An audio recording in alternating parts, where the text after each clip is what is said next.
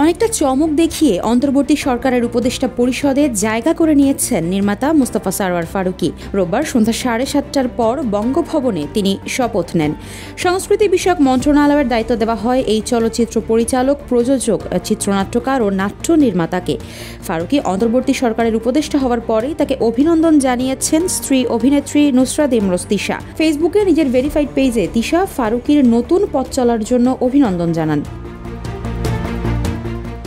তবে ফারুকীর উপদেষ্টা হওয়া এবং তিশার অভিনন্দন ঘিরে অনেকটাই বিভক্ত নেট দুনিয়া। তাদের নিয়ে সামাজিক যোগাযোগ মাধ্যম ও বিভিন্ন মহলে আলোচনা সমালোচনা চলছে। ফারুকীকে উপদেষ্টার দায়িত্ব দেওয়ায় সমালোচনা হচ্ছে সরকারেরও।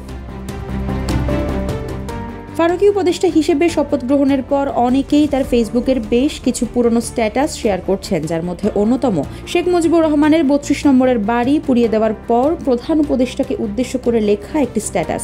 সেখানে তিনি প্রধান উপদেষ্টা ডক্টর মোহাম্মদ ইউনূসকে বাড়িটি পরিদর্শনে যেতে বলেছিলেন। Double million offer Walton fridge কিনে পেতে পারেন 20 লক্ষ টাকা, রয়েছে কোটি কোটি টাকার নিশ্চিত উপহার। মুস্তাফা সরওয়ার ফারুকীকে উপদেষ্টা পদ থেকে অপসারণের দাবিতে বিক্ষোভ মিছিল করেছেন বিভিন্ন বিশ্ববিদ্যালয়ের শিক্ষার্থীরা। ক্ষোভ প্রকাশ করেছেন বিভিন্ন শ্রেণী পেশার মানুষ। জুলাই গণ অভ্যুত্থানের সঙ্গে জড়িত বিভিন্ন জনের অভিযোগ, মুস্তাফা সরওয়ার ফারুকীকে উপদেষ্টা করা গণ অভ্যুত্থানের স্পিরিটের সঙ্গে বিশ্বাসঘাতকতা করা।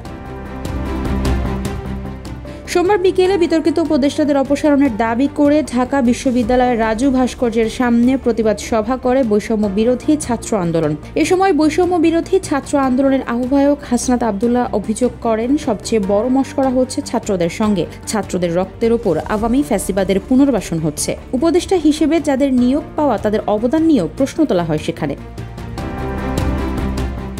মুস্তাফা সরওয়ার ফারুকীকে উপদেষ্টা হিসেবে নিয়োগ দেওয়ায় সরকারের তীব্র সমালোচনা করেছেন ব্যারিস্টার জ্যোতির্ময় বড়ুয়া।